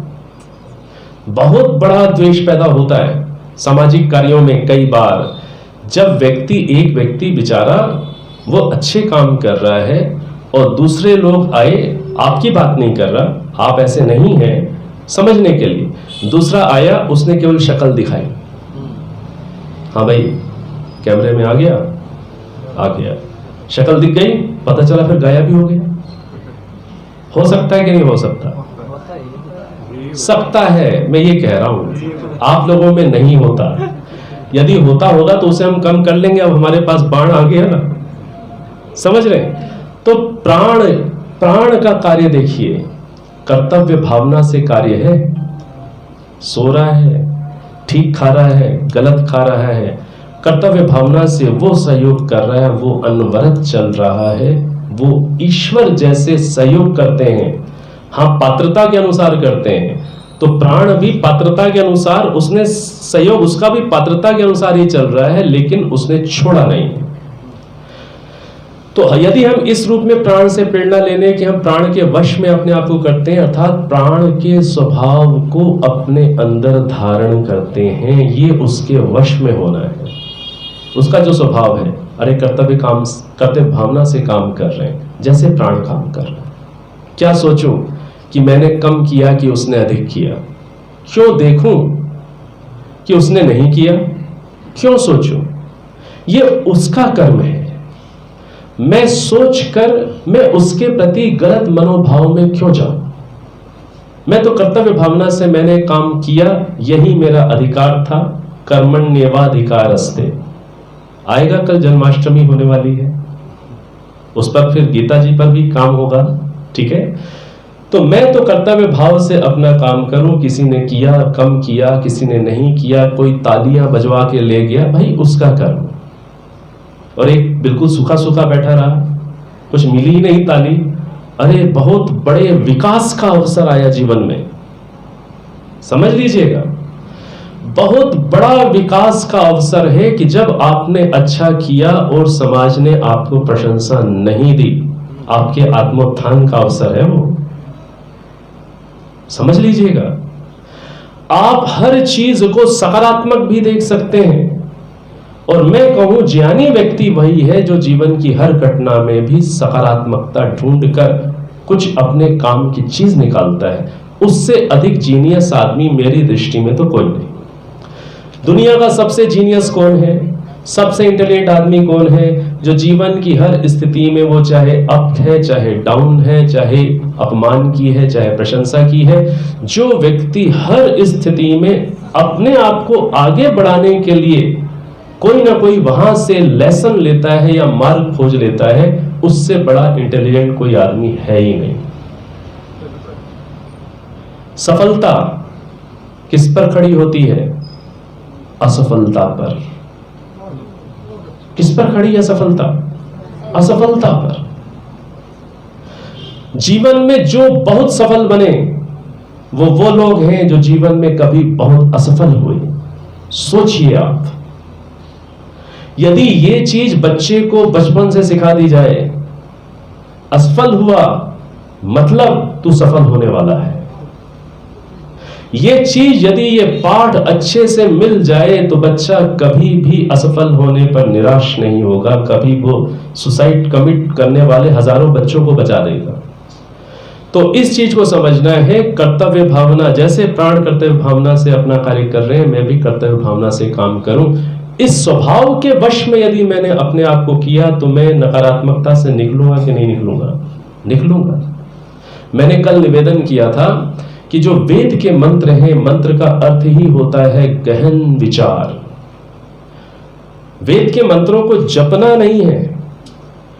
अब यदि हमने ऐसा कर लिया कि अच्छा द्वेष से छूटने का है, इस मंत्र में कुछ ऐसा, ना तो गहराई में गए ना ही समझा, अब हमने योस्मान द्वेष्टि यम दुष्मस्तमो जम्मे धर्मा का जप शुरू कर दिया। ये जप आपको निकाल देगा द्वेष से? नहीं निकाल सकता। यदि उसके मीनिंग के अंदर जो गहराई है उसमें जा करके यदि आप उस मंत्र से प्रेरणा ले रहे हैं, अपने मंथन की को गहराई दे रहे हैं, तो आपका और मेरा जब 7 उपाय आ रहे हैं, आज मान लीजिए ये उपाय काम नहीं किया तो अभी 7 की व्याख्या होगी, तो एक ना एक तो काम करेगा ही। मैं तो द्वेष से बाहर जाऊंगा ही जाऊंगा।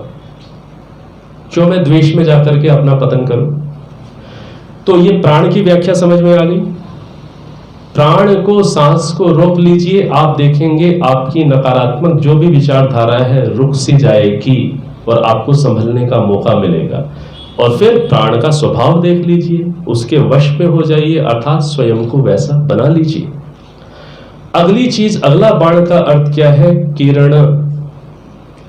स्वयं को किरण के वश में करता हूं, तो मतलब किरण के स्वभाव को पढ़िए। कैसी होती है किरण? सूर्य की रश्मियां कैसी होती हैं? गंदगी में भी पड़कर स्वयं अशुद्ध नहीं होती। ये सूर्य की किरण का स्वभाव है, ये अग्नि तत्व का स्वभाव है। वो कीचड़ में पड़ करके भी, मल गंदगी में पड़ करके भी वहां की अशुद्धि को दग्ध करने की योग्यता रखती है, ना कि स्वयं वो अशुद्ध बनने के स्वभाव वाली है। क्या हो गया यदि मैं नकारात्मक वातावरण में जिया? क्या हो गया यदि अपमान हो गया? लेकिन मुझे तो किरण जैसा बनना है। किरण कैसी है? तेजस्विनी है, तेज है उसके अंदर। और वो तेज उसे कभी दबने नहीं देता। तो मुझे भी अपने अंदर क्या स्वभाव धारण करना है कि मुझे भी किरण जैसे अप्रभावित रहना है। किरण अप्रभावित रही गंदगी से कि नहीं रही? अपमान की बातें आ रही हैं, कटाक्ष हो रहे हैं, व्यंग्य कसे जा रहे हैं, उपेक्षित आपको किया जा रहा है। उपेक्षा को डाइजेस्ट करना बहुत कठिन होता है। ये बच्चे जो हैं, छोटे छोटे बच्चे, ये भी उस चीज से संघर्ष करते हैं। स्कूल में गए तो देखा कि भाई 4 लड़के 5 लड़के वो तो आपस में बड़ी बात कर रहे हैं, आपको इग्नोर कर रखा है, आपसे अधिक बात नहीं कर रहे। ऐसा हो सकता है कि नहीं हो सकता? हो सकता है कि नहीं हो सकता? खूब होता है। उनकी बच्चों में आपस में तो पता नहीं वो इतने हिले मिले हुए, आपसे बात ही नहीं करे। आप किसी पार्टी में गए, किसी उत्सव में गए, किसी फंक्शन में गए और आपने पाया कि सब अपने अपने में ही हैं, हमें तो कोई पूछ नहीं रहा। ये जो उपेक्षा का भाव है, इसे डाइजेस्ट करने के लिए बहुत बड़ा दिल चाहिए होता है। और वो दिल आएगा जब रोज बोलेंगे किरण ईश्वर। आएगा कि नहीं आएगा? किरण के समान मुझे अप्रभावित रहना है। और केवल अप्रभावित ही नहीं रहना, किरण तो मल अशुद्धि का भी नाश करने वाली है। मुझे अप्रभावित रहते हुए मुझे तो अपने ज्ञान को बिखेरना है और वहां जो अशुद्धियां उन्हें भी दूर करने वाला बनना है। देखिए क्या प्रेरणा आपको मिलती है। ये रोज व्यक्ति चिंतन करे तो बता दीजिए वो बदलेगा कि नहीं बदलेगा? वो दुनिया को भी कुछ दिशा दे सकेगा कि नहीं दे सकेगा? तो ये पहले मंत्र की बात हुई थी। पहले मंत्र की जिस प्रकार से व्याख्या हो गई, इसी प्रकार से आप पितर ईशवः, ज्ञानी लोग के वश में मैं स्वयं को करूं। कौन है ज्ञानी आपके लिए? सारे ऋषि हमारे ज्ञानी लोग हैं। महर्षि दयानंद सरस्वती जी हमारे ज्ञानी महापुरुष हैं। उनका जीवन देखें, उनका स्वभाव देखें कि जो विष देने वाले के प्रति भी जिनके अंदर से करुणा निकल रही है, इस चीज को अच्छे से ध्यान दे दीजिए। विष देने वाले के प्रति भी जिनके अंदर से क्या निकल रही? करुणा। न्याय की बात नहीं कर रहे। एक तो आर्य समाज में थोड़ा न्याय के ऊपर कुछ अधिक ही जोर हो रहा है। बड़ा खतरनाक काम है ये, सीधे बोल रहा हूं, खतरनाक है। हो क्या रहा है, आर्य समाज में अधिक न्याय गुण को धारण करने की प्रेरणाएं चल रही हैं। इस चीज को अच्छे से याद कर लीजिए। जब तक हम प्रेम भाव में स्थिर नहीं होते, जब तक हम करुणा में स्थिर नहीं होते, जब तक हम अपनत्व में स्थिर नहीं होते, जब तक हम आत्म भाव में स्थिर नहीं होते, तब तक हम न्याय नहीं कर सकते। ये बात समझ में आ रही कि नहीं आ रही? न्याय गुण को धारण करने से पहले किन गुणों को धारण करने पर अधिक प्रयास करना होगा? प्रेम के भाव को, अपनत्व के भाव को, करुणा के भाव को, ठीक है ना, आत्म भाव को। इनको यदि हम पहले धारण करें, फिर हम वास्तव में पात्र हो पाएंगे न्याय करने के। इन चीजों को मैंने धारण किया नहीं, और मैं यदि ईश्वर के न्यायकारी स्वरूप को अधिक रख रहा हूं दिमाग में, और मैं उससे क्या ले रहा हूं प्रेरणा कि मैं भी आप जैसा न्यायकारी बनूं। जी, मैं भी वही गुण धारण करके आया, आप भी आए, आप भी आए, और हम सबने एक दूसरे का न्याय करना शुरू किया। ऐसे एक दूसरे का न्याय करते हैं कि नहीं करते? कैसे न्याय करते हैं? उसकी कमी निकाली, आपने तो यहां गड़बड़ कर दी, ये दोष था, ये था, और वो भी कौन सा कम था, उसने बताया आप में ये कमियां थी। और दोनों ही अंदर से ना प्रेम भाव में है, ना अपनत्व में है, ना करुणा में है, ना आत्म भाव में है। और जब एक दूसरे का ऐसे न्याय करेंगे तो आपको क्या लगता है, संगठन खड़ा हो जाएगा? कभी नहीं होगा, टूट जाएगा। इसलिए अभी न्याय गुण पर नहीं, इसलिए मैं कहता हूं हर चीज में सूक्ष्मता है।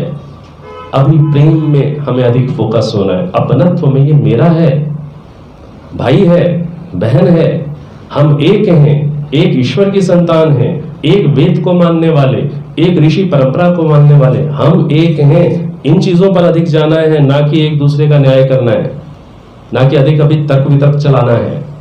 तो प्रेम, अपनत्व, आत्मभाव, करुणा, एक व्यक्ति मान लीजिए आपकी अपेक्षा से अधिक मिस्टेक्स कर रहा है, कोई बात नहीं, अंदर करुणा का भाव होना चाहिए। आप ठीक है, आप जल्दी सुधार कर लेते हैं अपना, उसके जन्म जन्मांतर के संस्कार हैं, उसे अभी अपना सुधार करने में समय लग रहा है। अब उससे द्वेष करूं कि करुणा करूं, क्या करूं? करुणा होनी चाहिए ना कि द्वेष करना चाहिए कि अब न्याय करूं, इसे कैसे मारूं, कैसे भगाऊं। तो इस चीज को समझना है। तो ज्ञानी लोग, ऋषि का उदाहरण आपके समक्ष आ गया, वो कैसे हैं? क्षमा दान करने वाले हैं, क्षमा भाव में हैं, करुणा के भाव में हैं। और जो ज्ञानी लोग हैं फिर वो ज्ञान के आलोक से हैं, उन्हें ये समझ है कि ईर्ष्या द्वेष करके हानि किसकी होगी, मेरी कि दूसरे की? सबसे पहले तो मैं जलूंगा। ज्ञानी वो है जो वो इस बात को समझ रहा है कि सबसे पहले तो मैं ही तपूंगा, मैं ही जलूंगा, तो मैं ये भूल क्यों करूं? जैसे उन्होंने भूल नहीं की तो मैं भी क्यों करूं? किस घर में मतभेद नहीं होते, किस घर में विचार भेद नहीं होते? घर की बात छोड़िए, दो व्यक्ति कोई भी ऐसे इस समाज में नहीं है, संसार में नहीं है जिनमें वैचारिक भिन्नता ना हो। सबकी सोच में थोड़ा थोड़ा अंतर है, और ये अंतर जो है ये सकारात्मक दृष्टि से देखिए, इस अंतर ने ही रिसर्च को जन्म दिया है। सारे एक जैसे ही सोचने वाले बैठे हो यहां पर, सब एक जैसे ही सोचें, बिल्कुल एक जैसे। आपको क्या लगता है विकास हो जाएगा कि कूप मंडूक बन जाएंगे? कूप मंडूक समझते हैं? कुएं का मेढक, जो जिस दशा में अन्य आपको दिखते होंगे लोग जो रख दिए जाते हैं कई मत मतांतरों में, बुद्धि बिल्कुल नहीं चलती, बिल्कुल जैसा आएगा वैसा ही सोचना, ऐसा ही करना। वहां भीड़ तो दिख जाएगी आपको अधिक, लेकिन वहां विकास नहीं दिखेगा। होगा कि नहीं होगा ऐसा? तो समझना इस चीज को है। जैसे ज्ञानी हैं, ज्ञानी जैसे अपने लिए दुख का कारण पहचानते हैं, ईर्ष्या दुख का कारण है, द्वेष दुख का कारण है, और उस वो कारण को अपने अंदर नहीं आने देते। मैं क्यों आने दूं? भले ही वो हंसता है मेरे ऊपर, भले ही वो मेरे बारे में दूसरों से चर्चाएं करता है, लेग पुलिंग करता है, निंदा करता है, मैं क्यों बिगड़ूं? ये चीज समझ में आ रही कि नहीं आ रही? वो एक उदाहरण सुना ना कि किसी साधु महाराज ने जल की धारा में बहते हुए बिच्छू को करुणा में आकर उठा लिया। उदाहरण लोग दे देते हैं कि हाथ से उठा लिया। मैं क्यों हाथ से उठाऊं? मैंने क्या किया? पत्ते से उठा लिया। पत्ते से भी तो उठाया जाता है, पत्ते से उठा लिया जी। और मान लीजिए उसने उनको थोड़ा सा मान लीजिए काटा। अब किसी ने पूछा, और जैसे ही काटा वैसे ही हाथ छिटका, फिर से वो नीचे गिर गया पानी में। जो वृश्चिक ने, जो बिच्छू ने मुझे काटा, इसमें गलती किसकी थी? किसकी गलती थी? बिच्छू की? उसका तो स्वभाव है, क्यों नहीं? मेरी गलती थी नहीं, बचाना। लेकिन ये महा अकल बुद्धि भी तो भगवान ने दी हुई है कि बचाना। तो कैसे बचाना? अरे भाई कोई लकड़ी ले लेते, कोई कपड़ा ले लेते, कोई जरूरी है जी ऐसी करुणा दिखा दी। इसीलिए तो ईश्वर ने बुद्धि दी हुई है। तो वहां मेरी गलती अधिक मानी जाएगी, ठीक है? अब उसने काटा, मान लीजिए पहली बार मेरी कहीं कोई चूक थी और वो काट गया और मेरा हाथ छिटका और वो गिर गया। फिर जिसे कहते हैं, फिर उसने अब सावधानी के साथ उठाया, तो किसी व्यक्ति ने कहा कि भाई जब वो आपको काट रहा है तो आप उसे बचा रहे हो? तो भाई उत्तर दिया बचाने वाले ने, वो अपने स्वभाव के वश में है, ये उसका स्वभाव है। और ये मेरा स्वभाव है कि मैं अपनी आंखों के सामने किसी को असहाय मरता नहीं देख सकता, ये मेरा स्वभाव। वो अपना स्वभाव नहीं छोड़ रहा, तो मैं अपना स्वभाव क्यों छोड़ दूं? हाँ, लेकिन साथ में बुद्धिमत्ता भी। मैंने उदाहरण को थोड़ा मॉडिफाई कर दिया, और मॉडिफिकेशन तो चाहिए। बुद्धि यदि रोक देंगे तब तो हम वहीं के वहीं रह जाएंगे, नहीं तो उदाहरणों से प्रेरणा भी ले सकते। तो अब आगे के मंत्रों की व्याख्या कर लेंगे अपने आप। 4 बज गए। अब वो भी पूरी करनी है, वो अपना जो अध्याय है प्रश्नोत्तर विषय आपने संकेत दे दिया कि संकेत दिया है।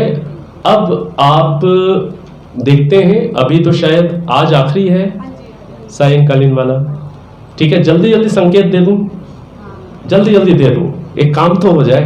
वो बोले कि देखो ये क्या स्वभाव है, इतना तो तारा बीच में धार में छोड़ गए। ठीक है, जल्दी जल्दी संकेत दे देता हूं। तीसरा क्या है? बाण अन्न मिशवा। अन्न का अर्थ क्या है? पृथ्व्यादि। पृथ्वी के स्वभाव के वश में मैं अपने आप को करता हूं। पृथ्वी जैसा सहनशील कहां मिलेगा आपको? पृथ्वी तो सहनशीलता की उदाहरण है, बहुत बड़ी उदाहरण है। तो आप पृथ्वी की सहनशीलता वाला इस तरीके से व्याख्या सोच लीजिएगा। अभी इतने से दिल में तो नहीं गई, संकेत कर दिया, वो व्याख्या सोच लीजिएगा। अगला क्या है? अगला क्या है? ईशु अशनि। अगला क्या है? अशनि, विद्युत। जिस प्रकार से विद्युत अंधकार का नाश कर देती है, उसी प्रकार से हम सबके अंदर भी कभी कभी ज्ञान की बिजली चमकती है। सबके अंदर चमकती है।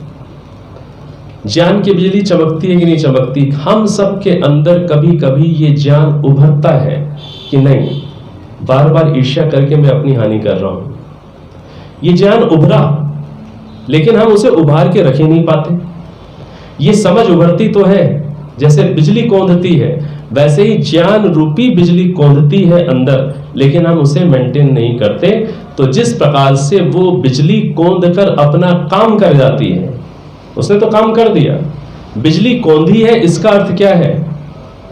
कि अब परिवर्तन होगा, वर्षा होगी, फल आएगा, परिणाम आएगा। तो हमारे अंदर ये जो ज्ञान रूपी बिजली कौंधती है, इसको इस स्तर तक पहुंचाना कि ये परिणाम भी दे जाए। समझ रहे हैं? परिणाम भी दे जाए। ऐसा ना हो कि बस हाँ जी भाव तो आया कि हाँ आज सुना, लगा कि हाँ ईर्ष्या से छूटना चाहिए, और पता चला फिर वो बस भाव सा रहा, भाव ही रह गया और वो लुप्त हो गया।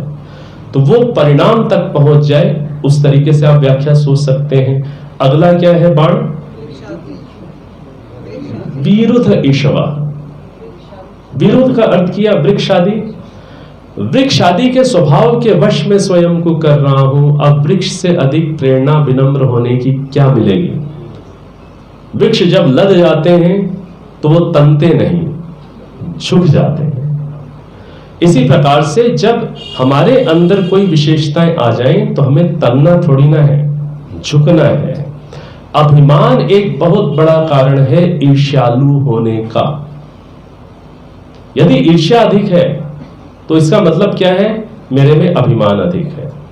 दोनों का संबंध है, ईर्ष्या का अभिमान का संबंध है, द्वेष का अभिमान का संबंध है। और जो वृक्ष है, पत्थर मारने वाले को भी फल दे देते हैं।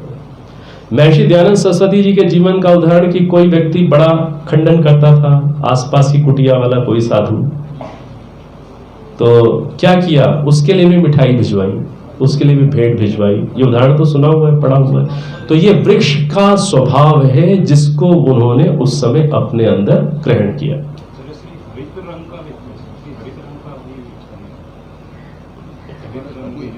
क्या लिखा हुआ है उसमें? देखिए, हरित रंग के वृक्ष आदि। हरित, हरित मतलब हरा, हरा भरा। हरित मतलब हरा भरा। ठीक है, चलिए अब अंतिम क्या है? वर्षमिशवा। वर्षा के बिंदु। वर्षा के बिंदु कैसे हैं? जल कैसा है? स्वभाव से शीतल है, शांत है, पवित्र है, शुद्ध है। उससे प्रेरणा लेकर हम वैसा स्वभाव बनाएं। तो आप, हम द्वेष से ऊपर उठने के लिए, नकारात्मकता से ऊपर उठने के लिए यदि प्रतिदिन, और प्रतिदिन ना सही लेकिन कभी कभी भी यदि इन पर गंभीरता से चिंतन कर जाएंगे तो जरूर हमें नकारात्मकता को नष्ट करने के उस समय उपाय हाथ में हमारे होंगे और हम उससे ऊपर उठ सकेंगे। ये चीज काम कर सकती है, हमें जोड़ सकती है, कर सकती है कि नहीं कर सकती। और निवेदन कर रहा हूं भाई, अभी न्याय गुण पर अधिक फोकस मत करिए। गलत बोल रहा हूं? अभी प्रेम पर फोकस कर लीजिए, करुणा पर कर लीजिए, अपनत्व कर लीजिए, आत्म भावना पर कर लीजिए। ये किसी में जो इन गुणों में पक गया वो अधिकारी होगा आपकी और मेरी उलझन का न्याय करने का।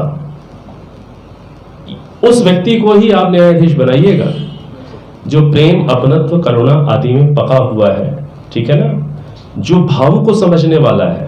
भाषा से कभी भी समाधान नहीं निकलते।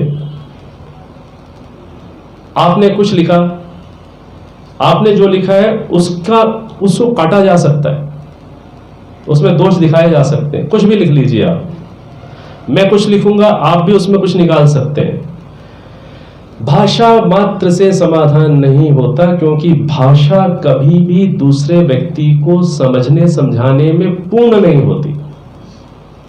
समझने समझाने में पूर्णता भाषा के साथ साथ भावों की भी हो, तब जाकर एक दूसरे को समझा जा सकता है। केवल भाषा से थोड़ी ना समझा जा सकता है, भावों से भी समझा जा सकता है। आपने देखा कि कई बार हम बिना आपस में एक दूसरे के बात किए भी एक दूसरे के प्रति बहुत कुछ समझते हैं। कहाँ भाषा थी? बहुत कुछ समझा आपने, वो भावों से समझा है। भावनाओं की भी तरंगे हैं। तो हम पहले प्रेम आदि पर अधिक काम करें, फिर इनमें कोई पका हुआ व्यक्ति है उसको फिर हम बोले कि हाँ ये न्यायाधीश ठीक रहेंगे, इन्हें बनाओ, ये न्याय कर पाएंगे, ये पक्षपात रहित होंगे। ठीक है, तो चलिए, समय आपकी स्वीकृति से मुझे मिला और मैंने लिया। आप सबका धन्यवाद।